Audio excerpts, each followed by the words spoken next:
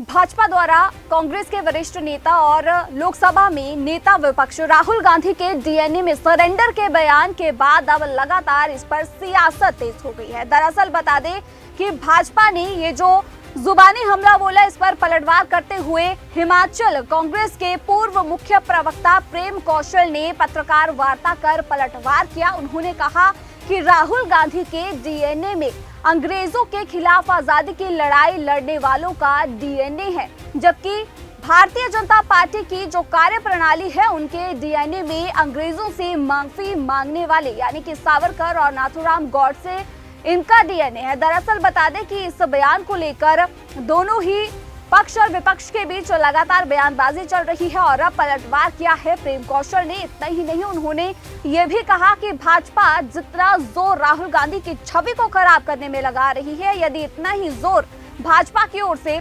पाकिस्तान और आतंकवाद के खिलाफ लगाया होता तो पहलगाम जैसी आतंकी घटना घटित नहीं होती।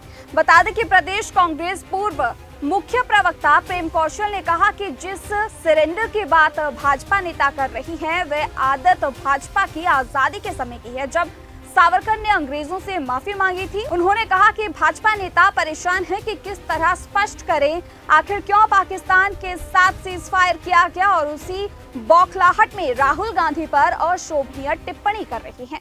शर्म आनी चाहिए आपको। राहुल गांधी का जो खून है, उस खून में तो नेहरू का डीएनए है।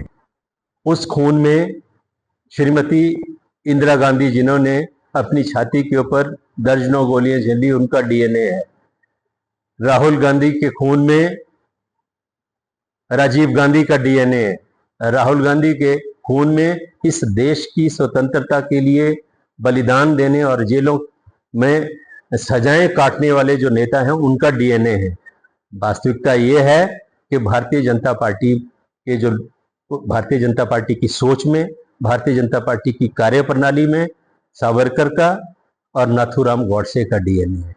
ये जो सरेंडर करने वाली बात आप कर रहे हैं, ये सरेंडर करने की आदत भारतीय जनता पार्टी की आज की नहीं है। ये तो अंग्रेजों के जमाने से, माफीनामे जिन लोगों ने अंग्रेजों के वो लिख के दिए, आप उस पार्टी, उस विचारधारा, उस डीएनए का प्रतिनिधित्व करते हैं।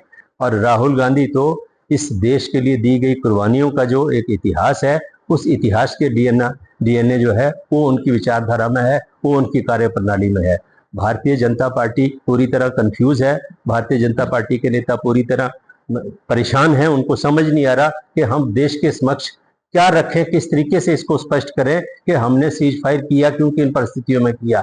आपने इस पूरे प्रकरण में भारत की जो एक छवि है, भारत की जो शाख है, अपनी कार्यप्रणाली से, अपने भीरूपन से की वजह से, और जो आप छाती ठोक ठोक के कहते हैं कि हम ये करेंगे, हम ऐसा करके दिखाएंगे, हम वैसा करके दिखाएंगे, 56 इंच का सीना है, और ये सारी जो आप जुबानी मिसाइलें फेंकते हैं, वास्तविकता जब इसमें पाकिस्तान को नेस्ता नाबूद करने का जब समय आया, पाकिस्तान को एक ऐसा सबक सिखाने का जब समय आया आपके हाथ में कि हमेशा के लिए पाकिस्तान को आप उसकी जो शरारतें हैं, पाकिस्तान का जो आतंकवाद को प्रायोजित करने की जो नीति है, उसमें अंकुश आप लगा सकते थे। उस समय आपने किन कारणों से सीज फायर किया, किन कारणों से सरेंडर किया, ये जानने का हक देश को भी है और देश के जो दूसरे राजनीतिक दल हैं उनको भी है। जो है, अगर विपक्ष आपसे कोई प्रश्न पूछता है तो आप उसको पाकिस्तान से जोड़ देते हैं, आप उसको पाकिस्तान परस्त कहना शुरू कर देते हैं। ये वही विपक्ष है, चाहे कांग्रेस पार्टी हो, चाहे देश के दूसरे विपक्षी दल हो। जब पहलगाम में आतंकी हमला हुआ, उस हमले के बाद तमाम विपक्षी नेताओं ने, तमाम विपक्षी दलों ने सरकार को अपना समर्थन दिया कि सरकार पाकिस्तान के खिलाफ निर्णायक कार्रवाई करे।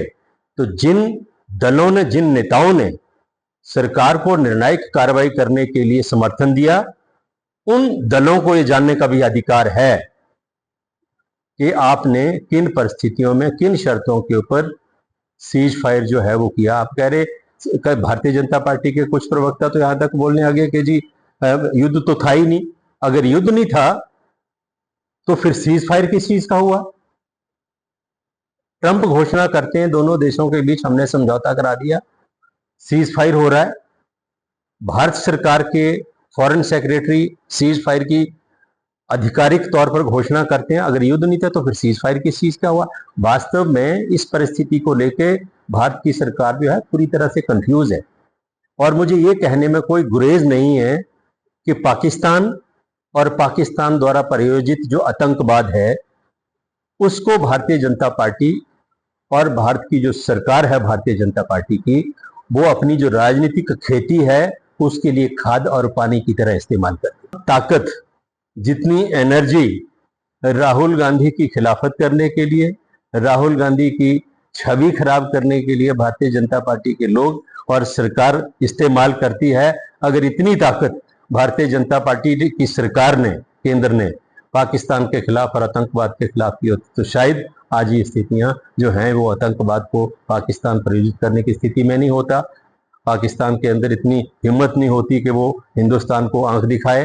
तो ये इस ताकत का इस्तेमाल जितना आप राहुल गांधी के खिलाफ करते हैं, मैं समझता हूं पाकिस्तान और आतंकवाद के खिलाफ आपको करना चाहिए।